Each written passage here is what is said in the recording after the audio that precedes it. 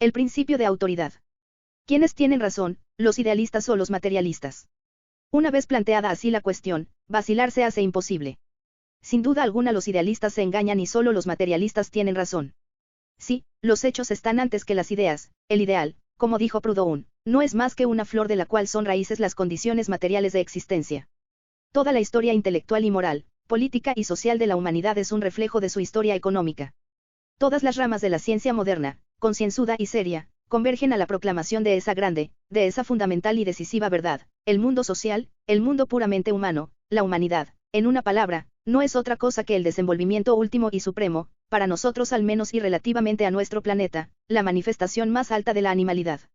Pero como todo desenvolvimiento implica necesariamente una negación, la de la base o del punto de partida, la humanidad es al mismo tiempo y esencialmente una negación, la negación reflexiva y progresiva de la animalidad en los hombres, y es precisamente esa negación tan racional como natural, y que no es racional más que porque es natural, a la vez histórica y lógica, fatal como lo son los desenvolvimientos y las realizaciones de todas las leyes naturales en el mundo, la que constituye y crea el ideal, el mundo de las convicciones intelectuales y morales, las ideas.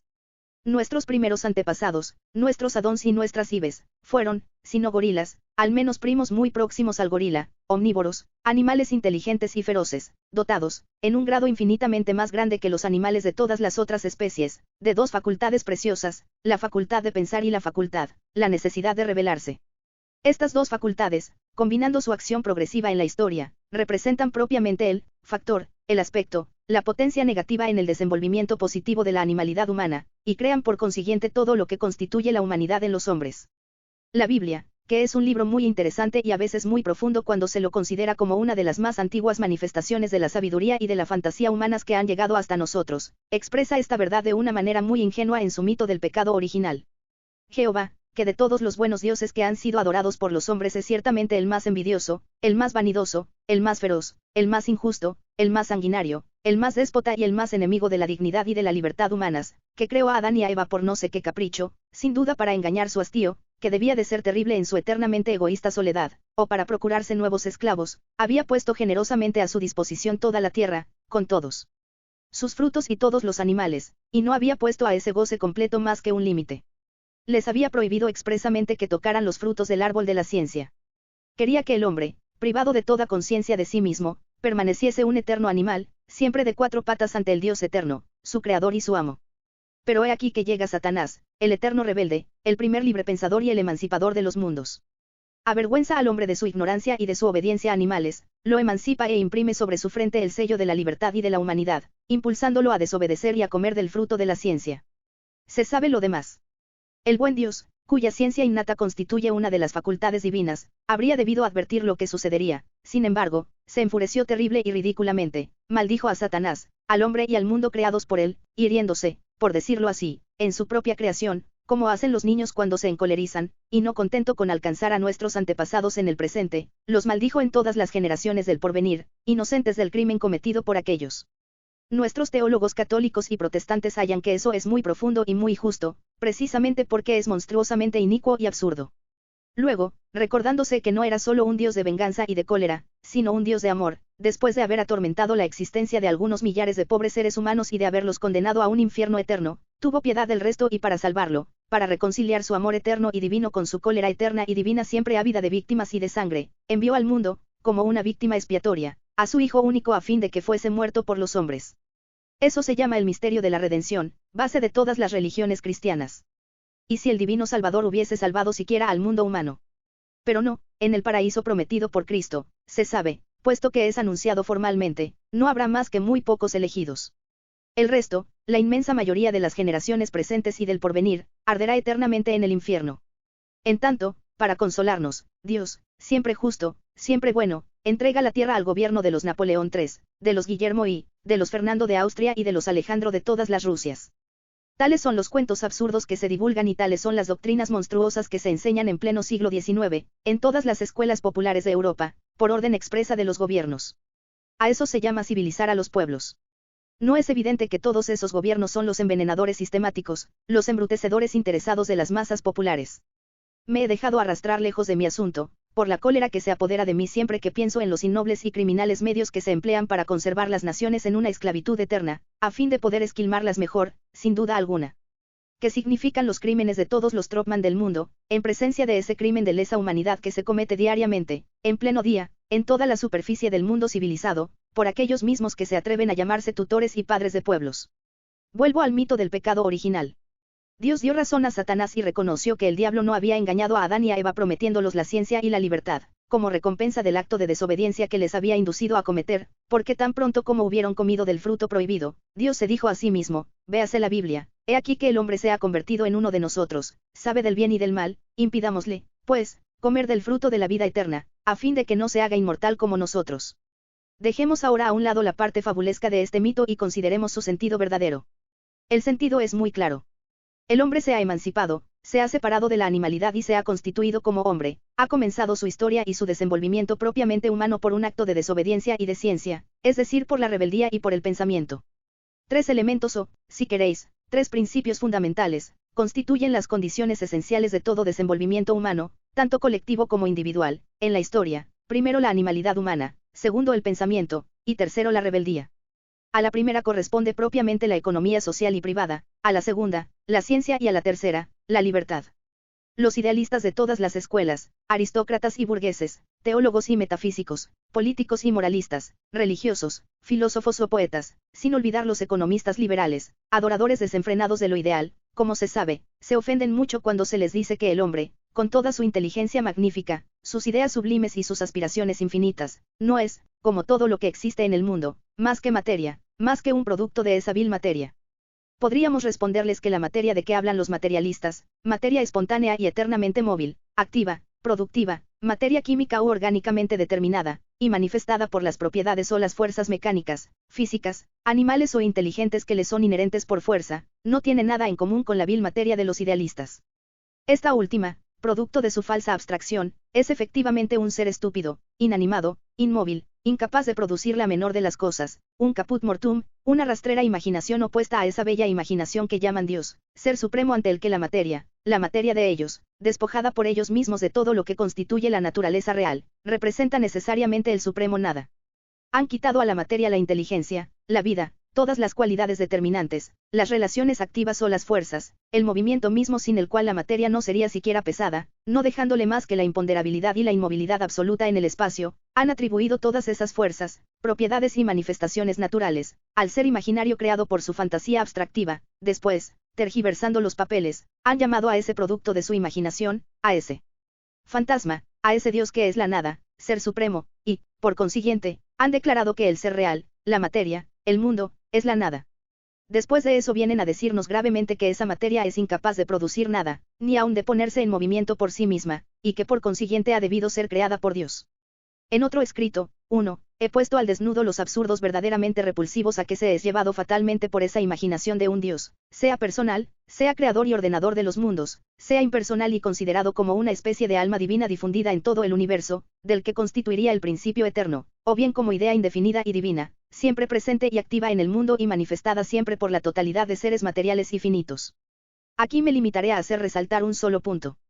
Se concibe perfectamente el desenvolvimiento sucesivo del mundo material, tanto como de la vida orgánica, animal, y de la inteligencia históricamente progresiva, individual y social, del hombre en ese mundo. Es un movimiento en absoluto natural de lo simple a lo compuesto, de abajo a arriba o de lo inferior a lo superior, un movimiento conforme a todas nuestras experiencias diarias, y por consiguiente conforme también a nuestra lógica natural, a las propias leyes de nuestro espíritu que, no conformándose nunca y no pudiendo desarrollarse más que con la ayuda de esas mismas experiencias, no es, por decirlo así, más que la reproducción mental, cerebral, o su resumen reflexivo. El sistema de los idealistas nos presenta completamente lo contrario. Es el trastorno absoluto de todas las experiencias humanas y de ese buen sentido universal y común que es condición esencial de toda entente humana y que, elevándose de esa verdad tan simple y tan unánimemente reconocida de que 2 veces 2 hacen 4, hasta las consideraciones científicas más sublimes y más complicadas, no admitiendo por otra parte nunca nada que no sea severamente confirmado por la experiencia o por la observación de las cosas o de los hechos, constituye la única base seria de los conocimientos humanos. En lugar de seguir la vía natural de abajo a arriba, de lo inferior a lo superior, y de lo relativamente simple a lo más complicado, en lugar de acompañar prudente, racionalmente, el movimiento progresivo y real del mundo llamado inorgánico al mundo orgánico, vegetal, después animal, y después especialmente humano, de la materia química o del ser químico a la materia viva o al ser vivo, y del ser vivo al ser pensante, los idealistas, obsesionados, cegados e impulsados por el fantasma divino que han heredado de la teología, toman el camino absolutamente contrario. Proceden de arriba a abajo, de lo superior a lo inferior, de lo complicado a lo simple. Comienzan por Dios, sea como persona, sea como sustancia o idea divina, y el primer paso que dan es una terrible voltereta de las alturas sublimes del eterno ideal al fango del mundo material, de la perfección absoluta a la imperfección absoluta, del pensamiento al ser, o más bien del ser supremo a la nada. ¿Cuándo, cómo y por qué el ser divino, eterno, infinito, lo perfecto absoluto, probablemente hastiado de sí mismo, se ha decidido al salto mortal y desesperado? He ahí lo que ningún idealista, ni teólogo, ni metafísico, ni poeta ha sabido comprender jamás él mismo ni explicar a los profanos. Todas las religiones pasadas y presentes y todos los sistemas de filosofía trascendentes ruedan sobre ese único o inicuo, misterio. Santos hombres, legisladores inspirados, profetas, mesías, buscaron en él la vida y no hallaron más que la tortura y la muerte. Como la esfinge antigua, los ha devorado, porque no han sabido explicarlo. Grandes filósofos, desde Heráclito y Platón hasta Descartes, Spinoza, Leibniz, Kant, Fichte, Schelling y Hegel, sin hablar de los filósofos hindúes, han escrito montones de volúmenes y han creado sistemas tan ingeniosos como sublimes, en los cuales dijeron de paso muchas bellas y grandes cosas y descubrieron verdades inmortales, pero han dejado ese misterio, objeto principal de sus investigaciones trascendentes, tan insondable como lo había sido antes de ellos. Pero puesto que los esfuerzos gigantes, como de los más admirables genios que el mundo conoce y que durante 30 siglos al menos, han emprendido siempre de nuevo ese trabajo de Sísifo, no han culminado sino en la mayor incomprensión aún de ese misterio, podremos esperar que no será descubierto hoy por las especulaciones rutinarias de algún discípulo pedante de una metafísica artificiosamente recalentada, y eso en una época en que todos los espíritus vivientes y serios se han desviado de esa ciencia explicable, surgida de una transacción, históricamente explicable sin duda, entre la irracionalidad de la fe y la sana razón científica. Es evidente que este terrible misterio es inexplicable, es decir que es absurdo, porque lo absurdo es lo único que no se puede explicar. Es evidente que el que tiene necesidad de él para su dicha, para su vida, debe renunciar a su razón y, volviendo si puede a la fe ingenua, ciega, estúpida, repetir con Tertuliano y con todos los creyentes sinceros, estas palabras que resumen la quinta esencia misma de la teología, credo que absurdum. Entonces toda discusión cesa, y no queda más que la estupidez triunfante de la fe. Pero entonces se promueve también otra cuestión: ¿cómo puede nacer en un hombre inteligente e instruido la necesidad de creer en ese misterio? Que la creencia en un Dios creador, ordenador y juez, amo, maldiciente, salvador y bienhechor del mundo se haya conservado en el pueblo, y sobre todo en las poblaciones rurales, mucho más aún que en el proletariado de las ciudades, nada más natural. El pueblo, desgraciadamente, es todavía muy ignorante, y es mantenido en su ignorancia por los esfuerzos sistemáticos de todos los gobiernos, que consideran esa ignorancia, no sin razón, como una de las condiciones más esenciales de su propia potencia. Aplastado por su trabajo cotidiano, privado de ocio, de comercio intelectual, de lectura, en fin, de casi todos los medios y de una buena parte de los estimulantes que desarrollan la reflexión en los hombres, el pueblo acepta muy a menudo sin crítica y en conjunto las tradiciones religiosas que, envolviéndolo desde su nacimiento en todas las circunstancias de su vida, y artificialmente mantenidas en su seno por una multitud de envenenadores oficiales de toda especie, sacerdotes y laicos, se transforman en él en una suerte de hábito mental y moral, demasiado a menudo más poderoso que su buen sentido natural. Hay otra razón que explica y que legitima en cierto modo las creencias absurdas del pueblo. Es la situación miserable a que se encuentra fatalmente condenado por la organización económica de la sociedad en los países más civilizados de Europa, reducido, intelectual y moralmente tanto como en su condición material, al mínimo de una existencia humana, encerrado en su vida como un prisionero en su prisión, sin horizontes, sin salida, sin porvenir mismo. Si se cree a los economistas, el pueblo debería tener el alma singularmente estrecha y el instinto achatado de los burgueses para no experimentar la necesidad de salir de ese estado, pero para eso no hay más que 3 medios, 2 de ellos ilusorios y el tercero real. Los 2 primeros son el burdel y la iglesia, el libertinaje del cuerpo y el libertinaje del alma, el tercero es la revolución social. De donde concluyo que esta última únicamente, mucho más al menos que todas las propagandas teóricas de los librepensadores, será capaz de destruir hasta los mismos rastros de las creencias religiosas y de los hábitos de desarreglo en el pueblo, creencias y hábitos que están más íntimamente ligados de lo que se piensa, y que, sustituyendo los goces a la vez ilusorios y brutales de ese libertinaje corporal y espiritual, por los goces tan delicados como reales de la humanidad plenamente realizada. En cada uno de nosotros y en todos, la revolución social únicamente tendrá el poder de cerrar al mismo tiempo todos los burdeles y todas las iglesias.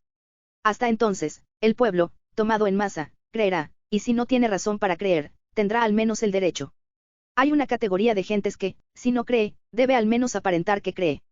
Son todos los atormentadores, todos los opresores y todos los explotadores de la humanidad.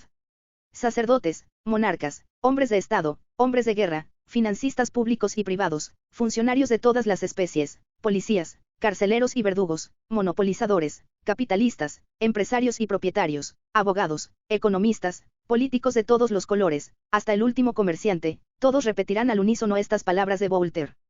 Si Dios no existiese habría que inventarlo. Porque, comprenderéis, es preciso una religión para el pueblo. Eso es la válvula de seguridad. Existe, en fin, una categoría bastante numerosa de almas honestas, pero débiles, que, demasiado inteligentes para tomar en serio los dogmas cristianos, los rechazan en detalle, pero no tienen ni el valor, ni la fuerza, ni la resolución necesarios para rechazarlos totalmente. Dejan a vuestra crítica todos los absurdos particulares de la religión, se burlan de todos los milagros, pero se aferran con desesperación al absurdo principal, fuente de todos los demás, al milagro que explica y legitima todos los otros milagros, a la existencia de Dios. Su Dios no es el ser vigoroso y potente, el Dios brutalmente positivo de la teología. Es un ser nebuloso, diáfano, ilusorio, de tal modo ilusorio que cuando se cree palparle se transforma en nada, es un milagro, un fuego fatuo que ni calienta ni ilumina. Y sin embargo sostienen y creen que si desapareciese, desaparecería todo con él. Son almas inciertas, enfermizas, desorientadas en la civilización actual, que no pertenecen ni al presente ni al porvenir, pálidos fantasmas eternamente suspendidos entre el cielo y la tierra, y que ocupan entre la política burguesa y el socialismo del proletariado absolutamente la misma posición. No se sienten con fuerza ni para pensar hasta el fin, ni para querer, ni para resolver, y pierden su tiempo y su labor esforzándose siempre por conciliar lo inconciliable. En la vida pública se llaman socialistas burgueses. Ninguna discusión con ellos ni contra ellos es posible. Están demasiado enfermos. Pero hay un pequeño número de hombres ilustres, de los cuales nadie se atreverá a hablar sin respeto, y de los cuales nadie pensará en poner en duda ni la salud vigorosa, ni la fuerza de espíritu, ni la buena fe. Baste citar los nombres de Mazzini, de Michelet, de Quinet, de John Stuart Mill. 3. Almas generosas y fuertes, grandes corazones, grandes espíritus, grandes escritores y, el primero, resucitador heroico y revolucionario de una gran nación, son todos apóstoles del idealismo y los adversarios apasionados del materialismo, y por consiguiente también del socialismo, en filosofía como en política. Es con ellos con quienes hay que discutir esta cuestión. Comprobemos primero que ninguno de los hombres ilustres que acabo de mencionar, ni ningún otro pensador idealista un poco importante de nuestros días, se ha ocupado propiamente de la parte lógica de esta cuestión. Ninguno ha tratado de resolver filosóficamente la posibilidad del salto mortal y divino de las regiones eternas y puras del espíritu al fango del mundo material. Tienen temor a abordar esa insoluble contradicción y desesperan de resolverla después que han fracasado los más grandes genios de la historia, o bien la han considerado como suficientemente resuelta ya. Es su secreto. El hecho es que han dejado a un lado la demostración teórica de la existencia de un Dios, y que no han desarrollado más que las razones y las consecuencias prácticas de ella. Han hablado de ella todos como de un hecho universalmente aceptado y como tal imposible de convertirse en objeto de una duda cualquiera, limitándose, por toda prueba, a constatar la antigüedad y la universalidad misma de la creencia en Dios. Esta unanimidad imponente, según la opinión de muchos hombres y escritores ilustres, y para no citar sino los más renombrados de ellos, según la opinión elocuentemente expresada de Joseph de Maste y del gran patriota italiano Giuseppe Mazzini, vale más que todas las demostraciones de la ciencia, y si la lógica de un pequeño número de pensadores consecuentes y aún muy poderosos, pero aislados, le es contraria, tanto peor, dicen ellos, para esos pensadores y para su lógica, porque el consentimiento general, la adopción universal y antigua de una idea han sido considerados en todos los tiempos como la prueba más victoriosa de su verdad. El sentimiento de todo el mundo, una convicción que se encuentra y se mantiene siempre y en todas partes, no podría engañarse. Debe tener su raíz en una necesidad absolutamente inherente a la naturaleza misma del hombre. Y puesto que ha sido comprobado que todos los pueblos pasados y presentes han creído y creen en la existencia de Dios, es evidente que los que tienen la desgracia de dudar de ella, cualquiera que sea la lógica que los haya arrastrado a esa duda, son excepciones anormales, monstruos. Así, pues, la antigüedad y la universalidad de una creencia serían, contra toda la ciencia y contra toda lógica, una prueba suficiente e irreductible de su verdad. ¿Y por qué? Hasta el siglo de Copérnico y de Galileo, todo el mundo había creído que el Sol daba vueltas alrededor de la Tierra. No se engañó todo el mundo. Hay cosa más antigua y más universal que la esclavitud. La antropofagia quizá.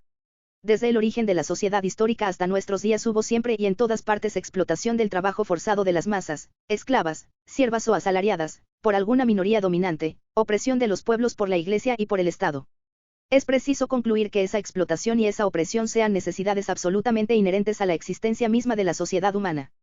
He ahí ejemplos que muestran que la argumentación de los abogados del buen Dios no prueba nada. Nada es en efecto tan universal y tan antiguo como lo inicuo y lo absurdo, y, al contrario, son la verdad y la justicia las que, en el desenvolvimiento de las sociedades humanas, son menos universales y más jóvenes, lo que explica también el fenómeno histórico constante de las persecuciones inauditas de que han sido y continúan siendo objeto aquellos que las proclaman, primero por parte de los representantes oficiales, patentados e interesados de las creencias, universales, y, antiguas, y a menudo por parte también de aquellas mismas masas populares que, después de haberlos atormentado, acaban siempre por adoptar y hacer triunfar sus ideas. Para nosotros, materialistas y socialistas revolucionarios, no hay nada que nos asombre ni nos espante en ese fenómeno histórico. Fuertes en nuestra conciencia, en nuestro amor a la verdad, en esa pasión lógica que constituye por sí una gran potencia, y al margen de la cual no hay pensamiento, fuertes en nuestra pasión por la justicia y en nuestra fe inquebrantable en el triunfo de la humanidad sobre todas las bestialidades teóricas y prácticas, fuertes, en fin, en la confianza y en el apoyo mutuos que se prestan el pequeño número de los que comparten nuestras convicciones, nos resignamos por nosotros mismos a todas las consecuencias de ese fenómeno histórico, en el que vemos la manifestación de una ley social tan natural, tan necesaria y tan invariable como todas las demás leyes que gobiernan el mundo. Esta ley es una consecuencia lógica, inevitable, del origen animal de la sociedad humana. Ahora bien, frente a todas las pruebas científicas, psicológicas, históricas que se han acumulado en nuestros días, tanto como frente a los hechos de los alemanes, conquistadores de Francia, que dan hoy una demostración tan brillante de ello, no es posible, verdaderamente, dudar de la realidad de ese origen. Pero desde el momento que se acepta ese origen animal del hombre, se explica todo. La historia se nos aparece, entonces, como la negación revolucionaria, ya sea lenta, apática, adormecida, ya sea apasionada y poderosa del pasado. Consiste precisamente en la negación progresiva de la animalidad primera del hombre por el desenvolvimiento de su humanidad. El hombre, animal feroz, primo del gorila, ha partido de la noche profunda del instinto animal para llegar a la luz del espíritu, lo que explica de una manera completamente natural todas sus divagaciones pasadas, y nos consuela en parte de sus errores presentes. Ha partido de la esclavitud animal y después de atravesar su esclavitud divina, término transitorio entre su animalidad y su humanidad, marcha hoy a la conquista y a la realización de su libertad humana. ¿De dónde resulta que la antigüedad de una creencia, de una idea, lejos de probar algo en su favor, debe, al contrario, hacérnosla sospechosa? Porque detrás de nosotros está nuestra animalidad y ante nosotros la humanidad, y la luz humana, la única que puede calentarnos e iluminarnos, la única que puede emanciparnos, nos hace dignos, libres, dichosos, y la realización de la fraternidad entre nosotros no está al principio, sino, relativamente a la época en que se vive, al fin de la historia.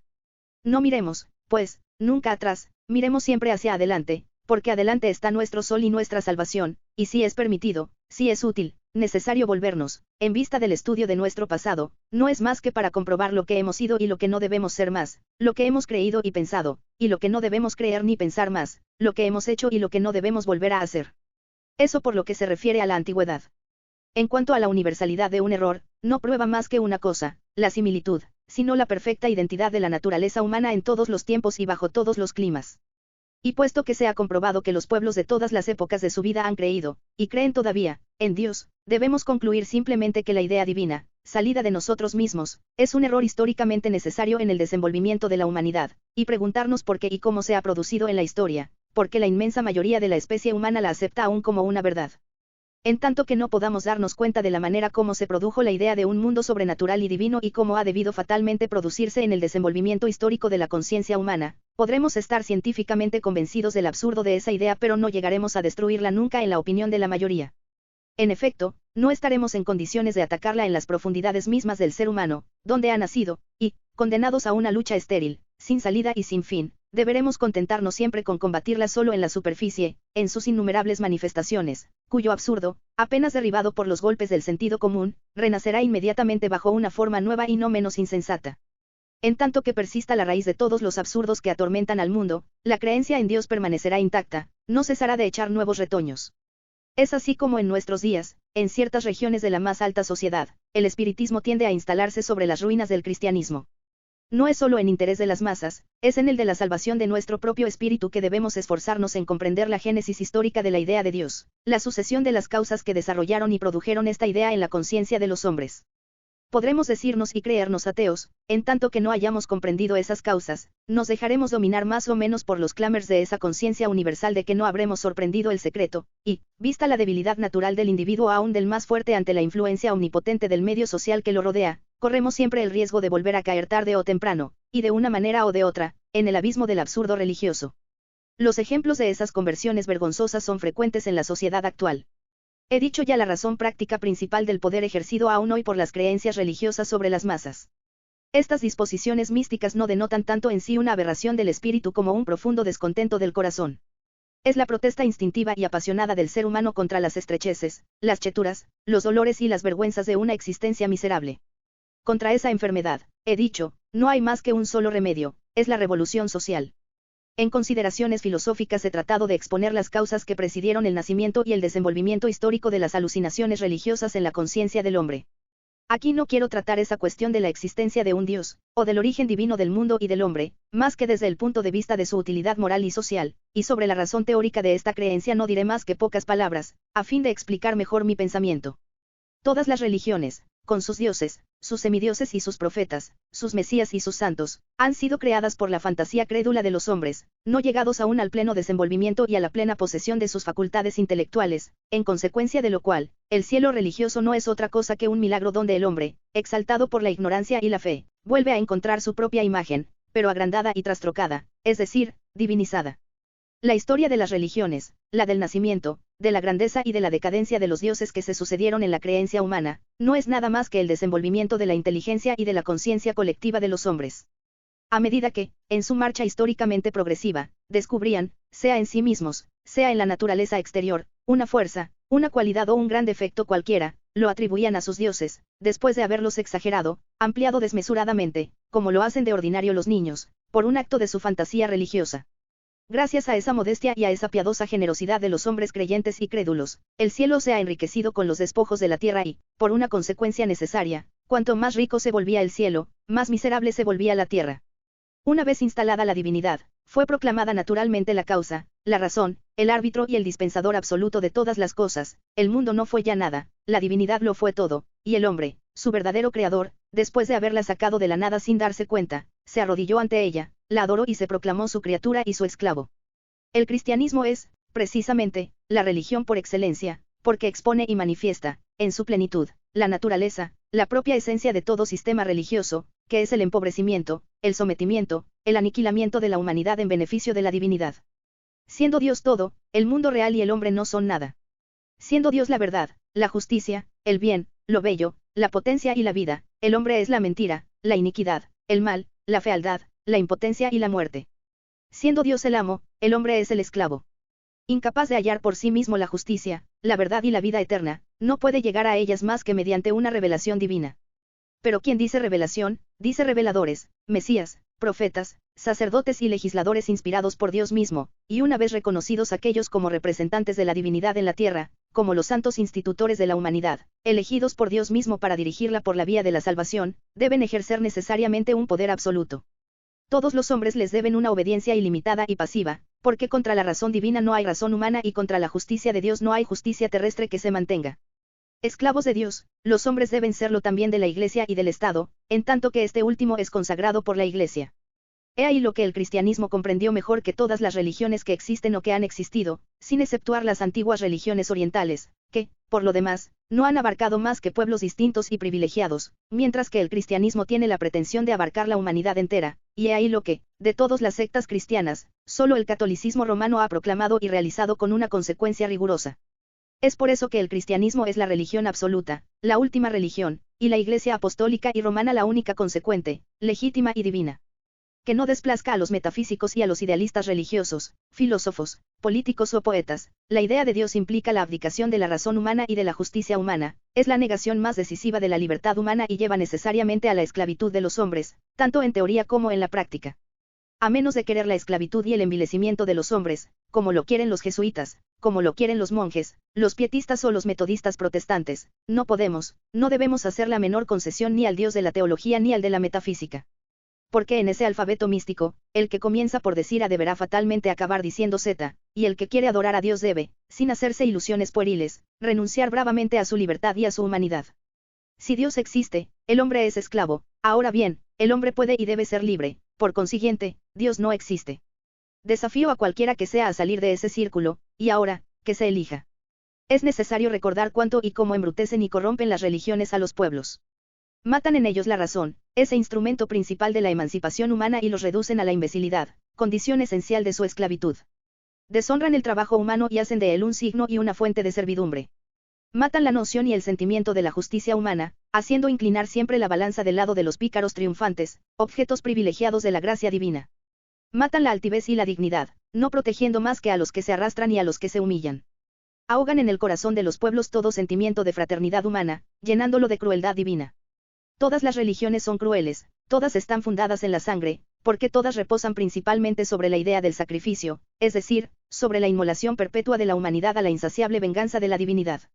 En ese sangriento misterio, el hombre es siempre la víctima, y el sacerdote, hombre también, pero hombre privilegiado por la gracia, es el divino verdugo. Eso no se explica porque los sacerdotes de todas las religiones, los mejores, los más humanos, los más suaves, tienen casi siempre en el fondo de su corazón, y si no en el corazón, en su imaginación, en el espíritu, y se sabe la influencia formidable que una y otro ejercen sobre el corazón de los hombres, porque hay, digo, en los sentimientos de todo sacerdote algo de cruel y de sanguinario. Todo esto, nuestros ilustres idealistas contemporáneos lo saben mejor que nadie. Son hombres sabios que conocen su historia de memoria, y como son al mismo tiempo hombres vivientes, grandes almas penetradas por un amor sincero y profundo hacia el bien de la humanidad, han maldito y zaherido todos estos defectos, todos estos crímenes de la religión con una elocuencia sin igual. Rechazan con indignación toda solidaridad con el Dios de las religiones positivas y con sus representantes pasados y presentes sobre la tierra. El Dios que adoran o que creen adorar se distingue precisamente de los dioses reales de la historia, en que no es un Dios positivo, ni determinado de ningún modo, ya sea teológica, ya sea metafísicamente.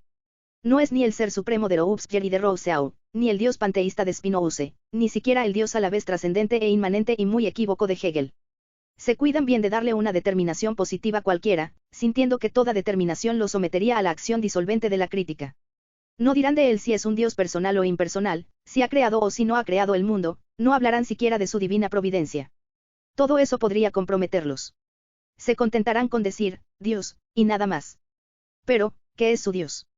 No es siquiera una idea, es una aspiración. Es el nombre genérico de todo lo que les parece grande, bueno, bello, noble, humano. Pero ¿por qué no dicen entonces, hombre? Ah, es que el rey Guillermo de Prusia y Napoleón III y todos sus semejantes son igualmente hombres, y he ahí lo que los embaraza mucho. La humanidad real nos presenta el conjunto de todo lo que hay de más sublime, de más bello y de todo lo que hay de más vil y de más monstruoso en el mundo. ¿Cómo salir de ese atolladero? Llaman a lo uno divino y a lo otro bestial, representándose la divinidad y la animalidad como los dos polos entre los cuales se coloca la humanidad. No quieren o no pueden comprender que esos tres términos no forman más que uno y que si se les separa se les destruye. No son fuertes en la lógica, y se diría que la desprecian. Es eso lo que los distingue de los metafísicos ideístas, y lo que imprime a sus ideas el carácter de un idealismo práctico, sacando mucho menos sus inspiraciones del desenvolvimiento severo de un pensamiento que de las experiencias, diré casi de las emociones, tanto históricas y colectivas como individuales de la vida. Eso da a su propaganda una apariencia de riqueza y de potencia vital, pero una apariencia solamente porque la vida misma se hace estéril cuando es paralizada por una contradicción lógica. La contradicción es esta: quieren a Dios y quieren a la humanidad. Se obstinan en poner juntos esos dos términos, que, una vez separados, no pueden encontrarse de nuevo más que para destruirse recíprocamente. Dicen de un tirón, Dios y la libertad del hombre, Dios y la dignidad, la justicia, la igualdad, la fraternidad y la prosperidad de los hombres, sin preocuparse de la lógica fatal conforme a la cual, si Dios existe, todo es condenado a la no existencia. Porque si Dios existe es necesariamente el amo eterno, supremo, absoluto, y si ese amo existe el hombre es esclavo, pero si es esclavo, no hay para él ni justicia, ni igualdad, ni fraternidad, ni prosperidad posibles. Podrán, contrariamente al buen sentido y a todas las experiencias de la historia, representarse a su Dios animado del más tierno amor por la libertad humana, un amo, haga lo que quiera y por liberal que quiera mostrarse, no deja de ser un amo y su existencia implica necesariamente la esclavitud de todo lo que se encuentra por debajo de él. Por consiguiente, si Dios existiese, no habría para él más que un solo medio de servir a la libertad humana, el de dejar de existir. Amantes y envidiosos de la libertad humana, y considerándola como la condición absoluta de todo lo que adoramos y respetamos en la humanidad, doy vuelta a la frase de Voltaire y digo, si Dios existiese realmente, habría que hacerlo desaparecer. La severa lógica que me dicta estas palabras es demasiado evidente para que tenga necesidad de desarrollar más esta argumentación. Y me parece imposible que los hombres ilustres a quienes mencioné, tan célebres y tan justamente respetados, no hayan sido afectados por ella y no se hayan percatado de la contradicción en que caen al hablar de Dios y de la libertad humana a la vez. Para que lo hayan pasado por alto, ha sido preciso que hayan pensado que esa inconsecuencia o que esa negligencia lógica era prácticamente necesaria para el bien mismo de la humanidad. Quizá también, al hablar de la libertad como de una cosa que es para ellos muy respetable y muy querida, la comprenden de otro modo a como nosotros la entendemos, nosotros, materialistas y socialistas revolucionarios. En efecto, no hablan de ella sin añadir inmediatamente otra palabra, la de autoridad, una palabra y una cosa que detestamos de todo corazón. ¿Qué es la autoridad? Es el poder inevitable de las leyes naturales que se manifiestan en el encadenamiento y en la sucesión fatal de los fenómenos, tanto del mundo físico como del mundo social. En efecto, contra esas leyes, la rebeldía no solo es prohibida, sino que es imposible. Podemos desconocerlas o no conocerlas siquiera, pero no podemos desobedecerlas, porque constituyen la base y las condiciones mismas de nuestra existencia, nos envuelven, nos penetran, regulan todos nuestros movimientos, nuestros pensamientos y nuestros actos, de manera que aun cuando las queramos desobedecer, no hacemos más que manifestar su omnipotencia. Sí, somos absolutamente esclavos de esas leyes. Pero no hay nada de humillante en esa esclavitud. Porque la esclavitud supone un amo exterior, un legislador que se encuentre al margen de aquel a quien ordena, mientras que estas leyes no están fuera de nosotros, no son inherentes, constituyen nuestro ser, todo nuestro ser, tanto corporal como intelectual y moral, no vivimos, no respiramos, no obramos, no pensamos, no queremos más que por ellas. Fuera de ellas no somos nada, no somos. ¿De dónde procedería, pues, el poder y el querer rebelarnos contra ellas? Frente a las leyes naturales no hay para el hombre más que una sola libertad posible, la de reconocerlas y de aplicarlas cada vez más, conforme al fin de la emancipación o de la humanización, tanto colectiva como individual, que persigue. Estas leyes, una vez reconocidas, ejercen una autoridad que no es discutida por la masa de los hombres. Es preciso, por ejemplo, ser loco o teólogo, o por lo menos metafísico, jurista, o un economista burgués para rebelarse contra esa ley según la cual 2 más 2 hacen 4. Es preciso tener fe para imaginarse que no se quemará uno en el fuego y que no se ahogará en el agua, a menos que se recurra a algún subterfugio fundado aún sobre alguna otra ley natural. Pero esas rebeldías, o más bien esas tentativas o esas locas imaginaciones de una rebeldía imposible, no forman más que una excepción bastante rara, porque, en general, se puede decir que la masa de los hombres, en su vida cotidiana, se deja gobernar de una manera casi absoluta por el buen sentido, lo que equivale a decir por la suma de las leyes generalmente reconocidas. La gran desgracia es que una gran cantidad de leyes naturales ya constatadas como tales por la ciencia, permanezcan desconocidas para las masas populares, gracias a los cuidados de esos gobiernos tutelares que no existen, como se sabe, más que para el bien de los pueblos.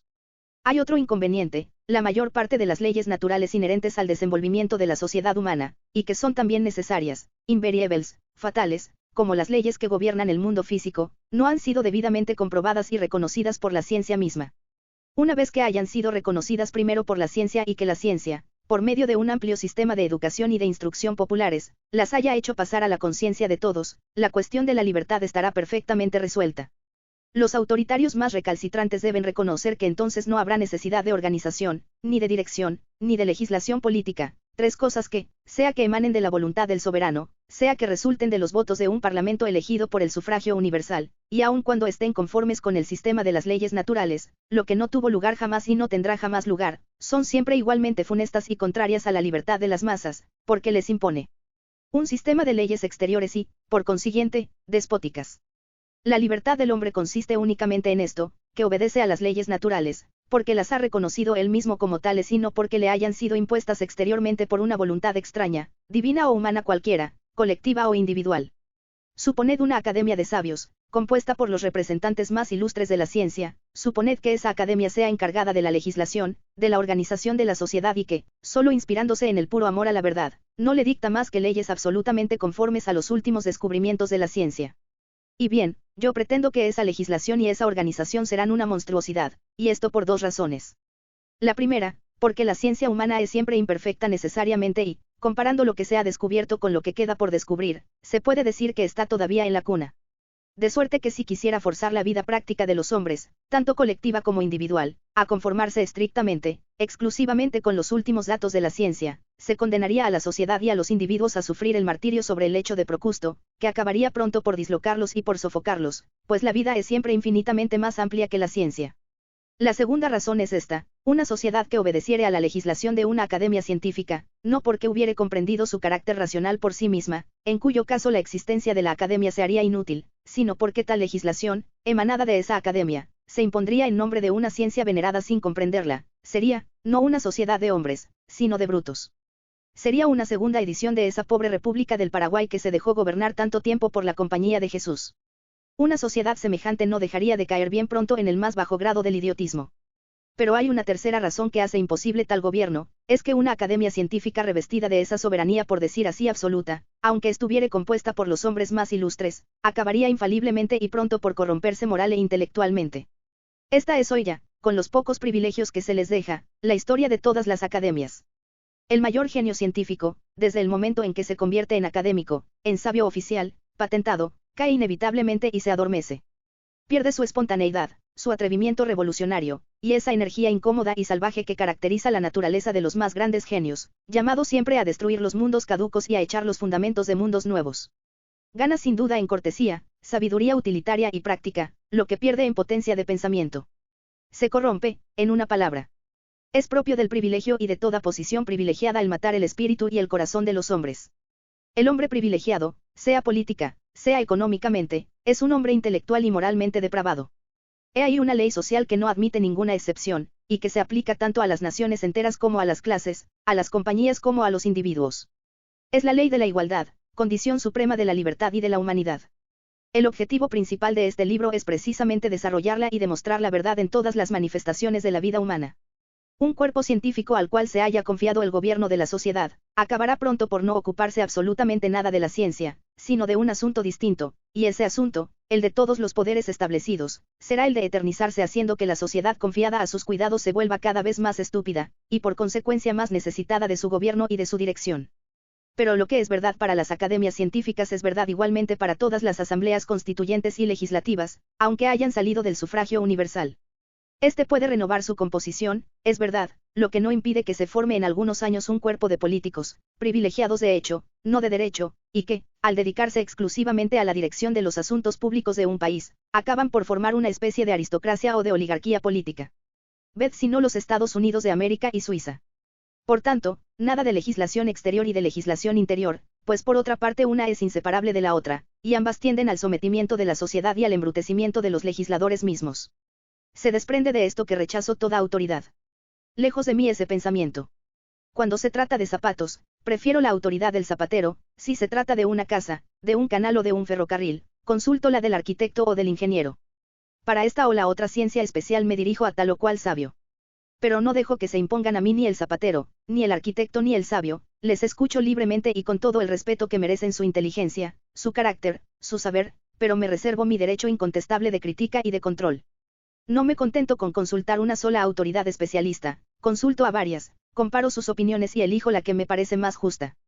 Pero no reconozco autoridad infalible, ni aun en las cuestiones especiales; por consiguiente, no obstante el respeto que pueda tener hacia la honestidad y la sinceridad de tal o cual individuo, no tengo fe absoluta en nadie.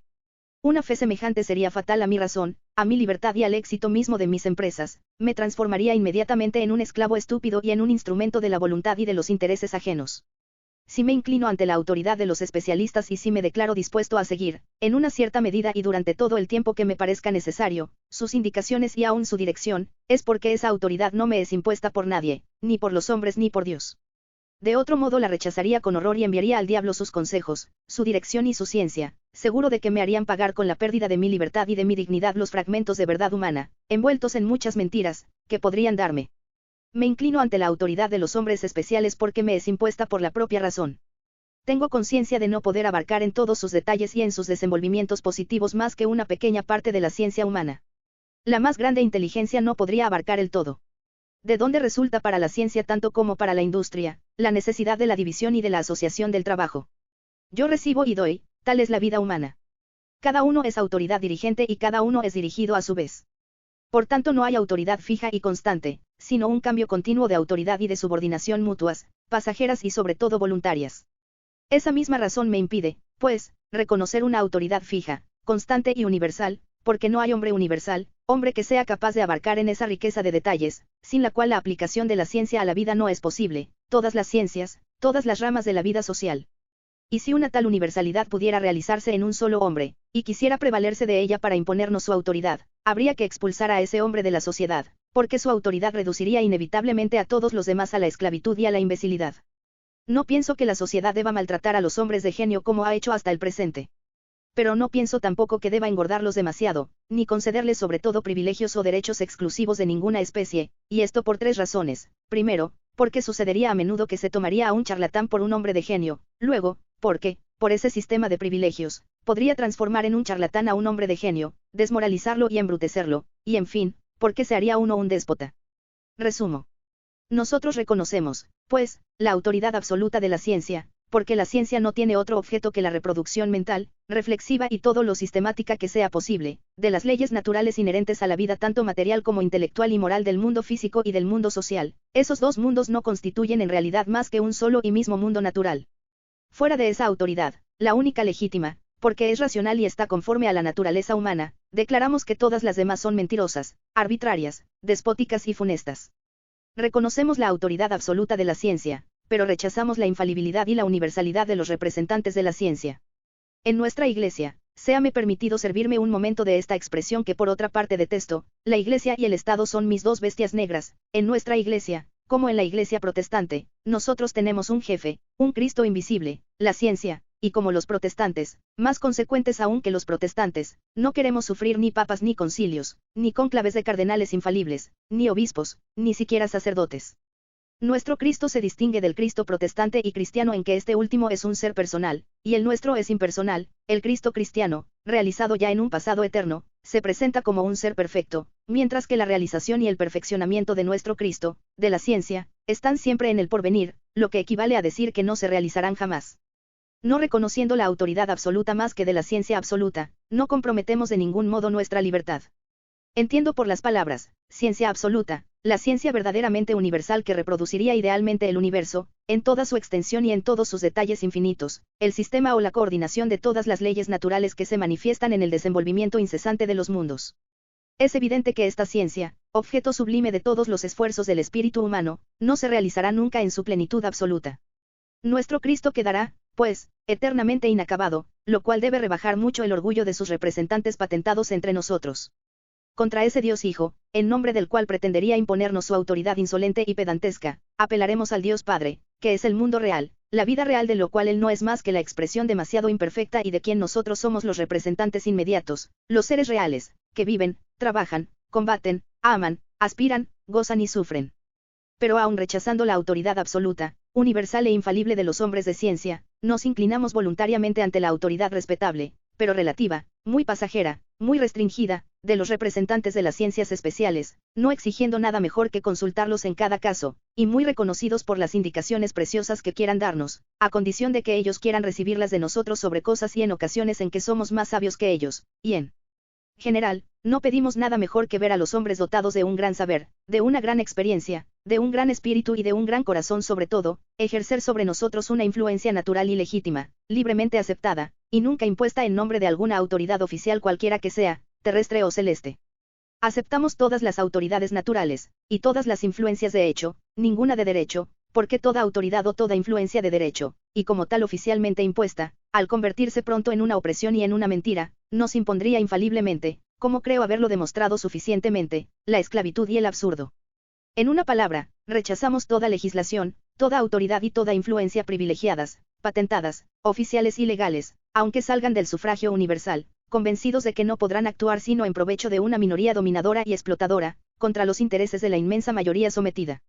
He aquí en qué sentido somos realmente anarquistas. Los idealistas modernos entienden la autoridad de una manera completamente diferente. Aunque libres de las supersticiones tradicionales de todas las religiones positivas existentes, asocian, sin embargo, a esa idea de autoridad un sentido divino, absoluto.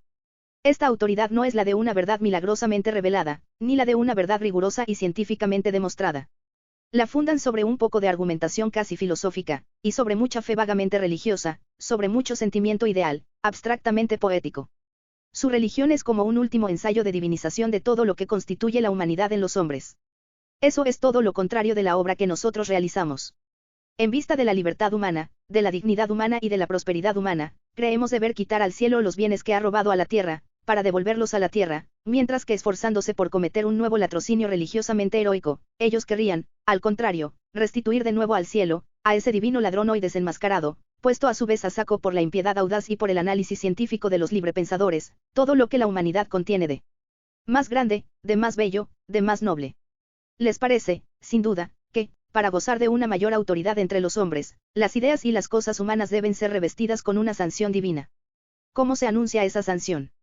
No por un milagro, como en las religiones positivas, sino por la grandeza o por la santidad misma de las ideas y de las cosas. Lo que es grande, lo que es bello, lo que es noble, lo que es justo, es reputado divino. En este nuevo culto religioso, todo hombre que se inspira en estas ideas, en estas cosas, se transforma en un sacerdote, inmediatamente consagrado por Dios mismo. Y la prueba es la grandeza misma de las ideas que expresa, y de las cosas que realiza, no tiene necesidad de otra. Son tan santas que no pueden haber sido inspiradas más que por Dios. He ahí, en pocas palabras, toda su filosofía, filosofía de sentimientos, no de pensamientos reales, una especie de pietismo metafísico. Esto parece inocente, pero no lo es, y la doctrina muy precisa, muy estrecha y muy seca que se oculta bajo la ola intangible de esas formas poéticas, conduce a los mismos resultados desastrosos que todas las religiones positivas, es decir, a la negación más completa de la libertad y de la dignidad humanas. Proclamar como divino todo lo que se halla grande, justo, noble, bello en la humanidad, es reconocer, implícitamente, que la humanidad habría sido incapaz por sí misma de producirlo, lo que equivale a decir que abandonada a sí misma su propia naturaleza es miserable, inicua, vil y fea. Henos aquí vueltos a la esencia de toda religión, es decir, a la denigración de la humanidad para mayor gloria de la divinidad. Y desde el momento que son admitidas la inferioridad natural del hombre y su incapacidad profunda para elevarse por sí, fuera de toda inspiración divina, hasta las ideas justas y verdaderas, se hace necesario admitir también todas las consecuencias ideológicas, políticas y sociales de las religiones positivas. Desde el momento que Dios, el ser perfecto y supremo, se pone frente a la humanidad, los intermediarios divinos, los elegidos, los inspirados de Dios salen de la tierra para ilustrar, para dirigir y para gobernar en su nombre a la especie humana. No se podría suponer que todos los hombres son igualmente inspirados por Dios. Entonces no habría ya necesidad de intermediarios, sin duda. Pero esta suposición es imposible, porque está demasiado contradicha por los hechos. Sería preciso entonces atribuir a la inspiración divina todos los absurdos y los errores que se manifiestan, y todos los horrores, las torpezas, las cobardías y las tonterías que se cometen en el mundo humano. Por consiguiente, no hay en este mundo más que pocos hombres divinamente inspirados. Son los grandes hombres de la historia, los genios virtuosos, como dice el ilustre ciudadano y profeta italiano Giuseppe Mazzini. Inmediatamente inspirados por Dios mismo y apoyándose en el consentimiento universal, expresado por el sufragio popular, Dio e Popolo, están llamados a gobernar la sociedad humana. 4. Henos aquí de nuevo en la Iglesia y en el Estado. Es verdad que en esa organización nueva, establecida, como todas las organizaciones políticas antiguas, por la gracia de Dios, pero apoyada esta vez, al menos en la forma, a guisa de concesión necesaria al espíritu moderno, y como en los preámbulos de los decretos imperiales de Napoleón III, sobre la voluntad, ficticia, del pueblo, la Iglesia no se llamará ya Iglesia, se llamará escuela. Pero sobre los bancos de esa escuela no se sentarán solamente los niños, estará el menor eterno, el escolar reconocido incapaz para siempre de sufrir sus exámenes, de elevarse a la ciencia de sus maestros y de pasarse sin su disciplina, el pueblo. 5. El Estado no se llamará ya monarquía, se llamará república, pero no dejará de ser Estado, es decir, una tutela oficial y regularmente establecida por una minoría de hombres competentes, de hombres de genio o de talento, virtuosos, para vigilar y para dirigir la conducta de ese gran incorregible y niño terrible, el pueblo. Los profesores de la escuela y los funcionarios del Estado se llamarán republicanos pero no serán menos tutores, pastores, y el pueblo permanecerá siendo lo que ha sido eternamente hasta aquí, un rebaño. Cuidado entonces con los esquiladores, porque allí donde hay un rebaño, habrá necesariamente también esquiladores y aprovechadores del rebaño. El pueblo, en ese sistema, será el escolar y el pupilo eterno. A pesar de su soberanía completamente ficticia, continuará sirviendo de instrumento a pensamientos, a voluntades y por consiguiente también a intereses que no serán los suyos. Entre esta situación y la que llamamos de libertad, de verdadera libertad, hay un abismo. Habrá, bajo formas nuevas, la antigua opresión y la antigua esclavitud, y allí donde existe la esclavitud, están la miseria, el embrutecimiento, la verdadera materialización de la sociedad, tanto de las clases privilegiadas como de las masas. Al divinizar las cosas humanas, los idealistas llegan siempre al triunfo de un materialismo brutal. Y esto por una razón muy sencilla, lo divino se evapora y sube hacia su patria, el cielo, y lo brutal queda solamente en la tierra. Sí, el idealismo en teoría tiene por consecuencia necesaria el materialismo más brutal en la práctica, no sin duda para aquellos que lo predican de buena fe, el resultado ordinario para ellos es ver atacados de esterilidad todos sus esfuerzos, sino para los que se esfuerzan por realizar sus preceptos en la vida, para la sociedad entera, en tanto que se deja dominar por las doctrinas idealistas. Para demostrar este hecho general y que puede parecer extraño al principio, pero que se explica naturalmente cuando se reflexiona más, las pruebas históricas no faltan. Comparad las dos últimas civilizaciones del mundo antiguo, la civilización griega y la civilización romana. ¿Cuál es la civilización más materialista, la más natural por su punto de partida y la más humanamente ideal en sus resultados? La civilización griega. ¿Cuál es al contrario la más abstractamente ideal en su punto de partida, que sacrifica la libertad material del hombre a la libertad ideal del ciudadano, representada por la abstracción del derecho jurídico, y el desenvolvimiento natural de la sociedad a la abstracción del Estado, y cuál es la más brutal en sus consecuencias? La civilización romana, sin duda. La civilización griega, como todas las civilizaciones antiguas, comprendida la de Roma, ha sido exclusivamente nacional y ha tenido por base la esclavitud. Pero a pesar de estas dos grandes faltas históricas, no ha concebido menos y realizado la idea de la humanidad, y ennoblecido y realmente idealizado la vida de los hombres, ha transformado los rebaños humanos en asociaciones libres de hombres libres, ha creado las ciencias, las artes, una poesía, una filosofía inmortales y las primeras nociones del respeto humano por la libertad. Con la libertad política y social ha creado el libre pensamiento. Y al final de la Edad Media, en la época del Renacimiento, ha bastado que algunos griegos emigrados aportasen algunos de sus libros inmortales a Italia para que resucitaran la vida, la libertad, el pensamiento, la humanidad, enterrados en el sombrío calabozo del catolicismo. La emancipación humana, he ahí el nombre de la civilización griega. Y el nombre de la civilización romana. Es la conquista con todas sus brutales consecuencias. Y su última palabra. La omnipotencia de los césares. Es el envilecimiento y la esclavitud de las naciones y de los hombres. Y hoy aún, ¿qué es lo que mata, qué es lo que aplasta brutalmente, materialmente, en todos los países de Europa? La libertad y la humanidad. Es el triunfo del principio cesarista o romano. Comparad ahora dos civilizaciones modernas, la civilización italiana y la civilización alemana. La primera representa, sin duda, en su carácter general, el materialismo, la segunda representa, al contrario, todo lo que hay de más abstracto, de más puro y de más trascendente en idealismo. Veamos cuáles son los frutos prácticos de una y de otra. Italia ha prestado ya inmensos servicios a la causa de la emancipación humana. Fue la primera que resucitó y que aplicó ampliamente el principio de la libertad en Europa y que dio a la humanidad sus títulos de nobleza, la industria, el comercio, la poesía, las artes, las ciencias positivas, el libre pensamiento. Aplastada después por 3 siglos de despotismo imperial y papal, y arrastrada al lodo por su burguesía dominante, aparece hoy, es verdad, muy decaída en comparación con lo que ha sido. Y sin embargo, ¿qué diferencia si se la compara con Alemania? En Italia, a pesar de esa decadencia, lo esperamos, pasajera, se puede vivir y respirar humanamente, libremente, rodeado de un pueblo que parece haber nacido para la libertad. Italia, aun su burguesía, puede mostraros con orgullo hombres como Mazzini y Garibaldi. En Alemania se respira la atmósfera de una inmensa esclavitud política y social, filosóficamente explicada y aceptada por un gran pueblo con una resignación y una buena voluntad reflexivas.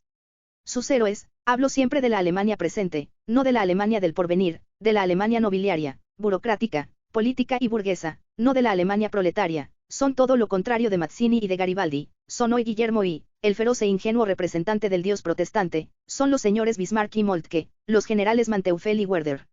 En todas sus relaciones internacionales, Alemania, desde que existe, ha sido lenta, sistemáticamente invasora, conquistadora, ha estado siempre dispuesta a extender sobre los pueblos vecinos su propio sometimiento voluntario, y después que se ha constituido en potencia unitaria, se convirtió en una amenaza, en un peligro para la libertad de toda Europa. El nombre de Alemania, hoy, es la servilidad brutal y triunfante. Para mostrar cómo el idealismo teórico se transforma incesante y fatalmente en materialismo práctico, no hay más que citar el ejemplo de todas las iglesias cristianas, y naturalmente, y ante todo, el de la Iglesia apostólica y romana. ¿Qué hay de más sublime, en el sentido ideal, de más desinteresado, de más apartado de todos los intereses de esta tierra que la doctrina de Cristo predicada por esa iglesia, y qué hay de más brutalmente materialista que la práctica constante de esa misma iglesia desde el siglo VIII, cuando comenzó a constituirse como potencia? ¿Cuál ha sido y cuál es aún el objeto principal de todos sus litigios contra los soberanos de Europa? Los bienes temporales, las rentas de la iglesia, primero, y luego la potencia temporal, los privilegios políticos de la iglesia. Es preciso hacer justicia a esa iglesia, que ha sido la primera en descubrir en la historia moderna la verdad incontestable, pero muy poco cristiana, de que la riqueza y el poder económico y la opresión política de las masas son los dos términos inseparables del reino de la idealidad divina sobre la tierra, la riqueza que consolida y aumenta el poder que descubre y crea siempre nuevas fuentes de riquezas, y ambos que aseguran mejor que el martirio y la fe de los apóstoles, y mejor que la gracia divina, el éxito de la propaganda cristiana. Es una verdad histórica que las iglesias protestantes no desconocen tampoco. Hablo naturalmente de las iglesias independientes de Inglaterra, de Estados Unidos y de Suiza, no de las iglesias sometidas de Alemania. Estas no tienen iniciativa propia, hacen lo que sus amos, sus soberanos temporales, que son al mismo tiempo sus jefes espirituales, les ordenan hacer. Se sabe que la propaganda protestante, la de Inglaterra y la de Estados Unidos sobre todo, se relaciona de una manera estrecha con la propaganda de los intereses materiales, comerciales de esas dos grandes naciones, y se sabe también que esta última propaganda no tiene por objeto de ningún modo el enriquecimiento y la prosperidad material de los países en los que penetra, en compañía de la palabra de Dios, sino más bien la explotación de esos países, en vista del enriquecimiento y de la prosperidad material creciente de ciertas clases, muy explotadoras a la vez y muy piadosas, en su propio país. En una palabra, no es difícil probar, con la historia en la mano, que la Iglesia, que todas las iglesias, cristianas y no cristianas, junto a su propaganda espiritualista, y probablemente para acelerar y consolidar su éxito, no han descuidado jamás la organización de grandes compañías para la explotación económica de las masas, del trabajo de las masas bajo la protección y con la bendición directas y especiales de una divinidad cualquiera, que todos los estados que, en su origen, como se sabe, no han sido, con todas sus instituciones políticas y jurídicas y sus clases dominantes y privilegiadas, nada más que sucursales temporales de esas iglesias, no han tenido igualmente por objeto principal más que esa misma explotación en beneficio de las minorías laicas, indirectamente legitimadas por la Iglesia, y que en general la acción del buen Dios y de todos los idealistas divinos sobre la tierra ha culminado por fin, siempre y en todas partes. En la fundación del materialismo próspero del pequeño número sobre el idealismo fanático y constantemente excitado de las masas. Lo que vemos hoy es una prueba nueva. Con excepción de esos grandes corazones y de esos grandes espíritus extraviados que he nombrado, ¿quiénes son hoy los defensores más encarnizados del idealismo? Primeramente todas las cortes soberanas.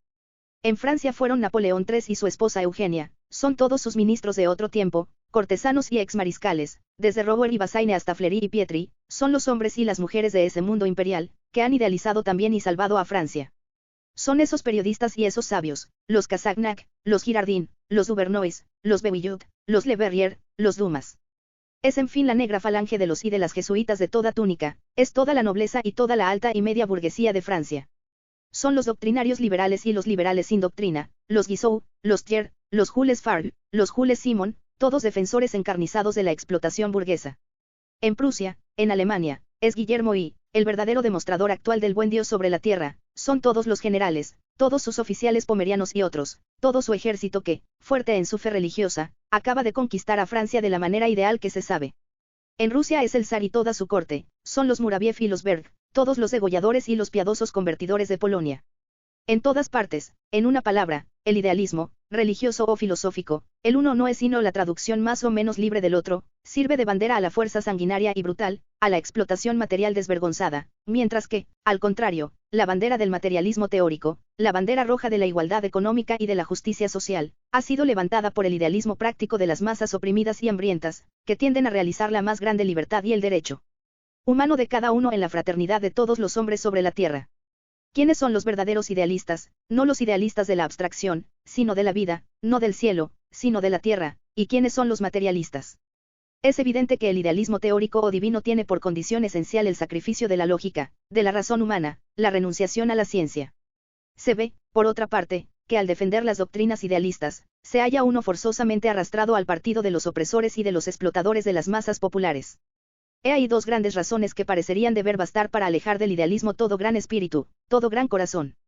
¿Cómo es que nuestros ilustres contemporáneos, a quienes, ciertamente, no es el espíritu, ni el corazón, ni la buena voluntad lo que les falta, y que han consagrado su existencia entera al servicio de la humanidad, cómo es que se obstinan en permanecer en las filas de los representantes de una doctrina en lo sucesivo condenada y deshonrada?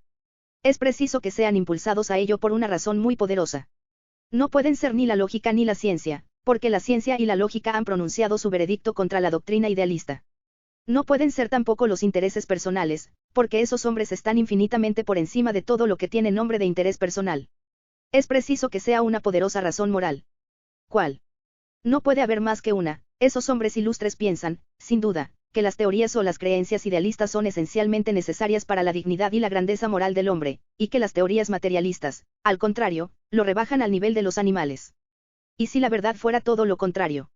Todo desenvolvimiento, he dicho, implica la negación del punto de partida. El punto de partida, según la escuela materialista, es material, y la negación debe ser necesariamente ideal. Partiendo de la totalidad del mundo real, o de lo que se llama abstractamente la materia, llega lógicamente a la idealización real, es decir, a la humanización, a la emancipación plena y entera de la sociedad. Al contrario, y por la misma razón, siendo ideal el punto de partida de la escuela idealista, esa escuela llega forzosamente a la materialización de la sociedad, a la organización de un despotismo brutal y de una explotación inicua e innoble, bajo la forma de la Iglesia y del Estado. El desenvolvimiento histórico del hombre, según la escuela materialista, es una ascensión progresiva. En el sistema idealista, no puede haber más que una caída continua. En cualquier cuestión humana que se quiera considerar, se encuentra siempre esa misma contradicción esencial entre las dos escuelas. Por tanto, como hice observar ya, el materialismo parte de la animalidad para constituir la humanidad, el idealismo parte de la divinidad para constituir la esclavitud y condenar a las masas a una animalidad sin salida. El materialismo niega el libre arbitrio, y llega a la constitución de la libertad. El idealismo, en nombre de la dignidad humana, proclama el libre arbitrio y sobre las ruinas de toda libertad funda la autoridad. El materialismo rechaza el principio de autoridad porque lo considera, con mucha razón, como el corolario de la animalidad, y, al contrario, el triunfo de la humanidad, que según él es el fin y el sentido principal de la historia, no es realizable más que por la libertad. En una palabra, en toda cuestión hallaréis a los idealistas en flagrante delito siempre de materialismo práctico, mientras que, al contrario, veréis a los materialistas perseguir y realizar las aspiraciones, los pensamientos más ampliamente ideales.